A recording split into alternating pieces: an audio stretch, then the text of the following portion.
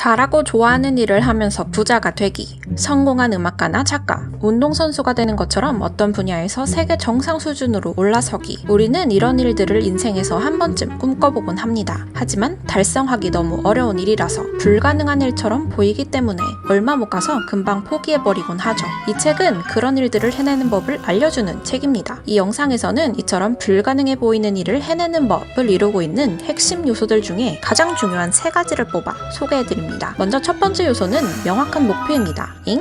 너무 뻔한 얘기 아니냐고요? 근데 아마 여러분이 알고 계신 얘기와는 조금 다를 겁니다. 여기에서 우리의 초점은 목표 세우기가 아니라 명확한에 둬야 하기 때문이죠. 일단 명확한 목표를 세워야 하는 이유부터 알아보겠습니다. 만약 여러분이 무엇을 해야 할지 충분히 명확하지 않다면 일을 하기 전이나 심지어 일을 하면서도 뭘 해야 할지 머릿속으로는 계속 걱정을 하고 생각하게 될 겁니다. 따라서 명확한 목표는 뇌의 우선순위 목록이 되어 인지부하를 줄여주는 소중한 존재인 거죠. 또한 명확한 목표를 세우는 것은 뒤에서 언급할 3번째 요소인 몰입 상태로 우리를 몰고 가기 위한 전제 조건이기도 하기 때문입니다. 이제 수행해야 할 명확한 과제를 정했다면 그걸 또다시 아주 작은 조각 목표로 나누는 과정을 거쳐야 합니다. 근데 구체적으로 명확하고 몰입을 불러오는 목표가 대체 뭔데? 구체적으로 도전 과제가 자신이 가진 기술보다 4% 어려운 지점에 놓여 있어야 합니다. 즉 해당 조각 목표가 여러분을 불안에 빠지게 할 만큼 어려워서는 안 된다는 말입니다. 예를 들어서 글을 쓰는 작가라면 훌륭한 챕터 하나를 쓰려고 하기보다 훌륭한 문단 3개를 쓰려고 노력해야 합니다. 두 번째 요소는 바로 끈기입니다.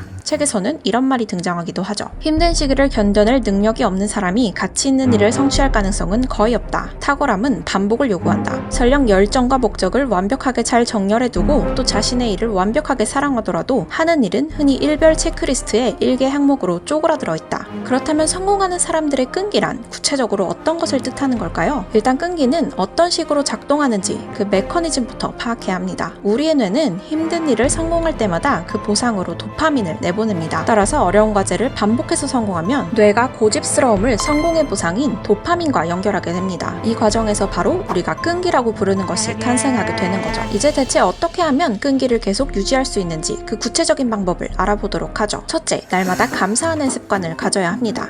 갑자기 웬 뜬금없는 소리냐고요? 이건 과학적인 근거가 있는 얘기입니다. 기본적으로 끈기 혹은 인내심은 부정적인 생각이나 감정이 없는 상태, 기분 좋은 상태에서 가장 잘 발휘될 수 있습니다. 하지만 우리는 보통 부정적인 필터를 갖고 세상을 바라보는 경향이 있죠. 하지만 날마다 감사하는 마음을 표현하면 부정적으로 편향되어 있던 뇌의 편도체 필터가 바뀌어서 뇌는 긍정적인 정보를 더 많이 받아들이게 됩니다. 또 감사하는 마음에서 나오는 자신감과 낙관성이 불안을 낮춰주기도 하죠. 둘째, 의도적으로 끈기를 기르기 위한 훈련을 해야 합니다. 끈기는 단순히 존버를 뜻하지 않습니다. 거기에서 한 발 더 나아가 어려운 일을 맞닥뜨렸을 때 더욱 적극적으로 나서고 덤벼드는 자세도 포함하는 개념이기 때문이죠. 결국 위기가 닥쳤을 때 맹렬함이 습관적으로 나오도록 훈련해야 한다는 말이 됩니다. 책에서는 이런 말이 등장하기도 하죠. 최고 수행 상태에 있는 사람들은 인생을 살면서 어려운 문제에 부닥칠 때마다 본능적으로 더 적극적으로 나선다. 적극적으로 나서야겠다는 생각을 하기도 전에 이미 그렇게 한다. 차곡차곡 쌓인 동기부여 요인들과 잘 훈련된 반사적인 끈기 덕분에 장애물이 나타나는 순간에 이미 자동으로 대처하는 것이다. 이를 위해서 최악의 상황에서 최고의 능력을 발휘하도록 일주일에 한 번씩 30분에서 1시간 동안 일부러 힘든 컨디션이나 어려운 환경에서 과제를 수행하는 훈련을 해야 합니다. 또 힘든 운동을 규칙적으로 해야 합니다. 인내력을 키우는 방법에 관한 한 신체 운동을 대체할 만한 것은 거의 없기 때문이죠. 셋째, 열정이 늘 즐겁지만은 않다는 사실을 기억해야 합니다. 최고 수행 상태를 유지하려면 엄청나게 많은 불안과 압박감을 너그럽게 받아들이는 방법을 배워야 합니다. 명확한 목표를 추구하는 과정에서 대부분의 시간 동안 열정은 불안과 좌절, 압박으로 느껴지기 때문이죠. 결국 열정은 끈기 때문에 생성되는 모든 부정적인 감정을 우리가 너그럽게 받아들이도록 만들어주는 것이라고 봐야 합니다. 마지막이자 3번째 요소는 바로 몰입입니다. 책에서는 몰입을 자신이 집중하는 대상과 하나가 된 상태로 정의합니다. 몰입은 불가능해 보이는 일을 해내기 위한 필수 요소들 중에 하나이기도 하면서 앞에 두 필수 요소들과 밀접하게 관련되어 있기도 합니다. 구체적으로 몰입은 스위치를 껐다 켜듯이 작동하지 않습니다.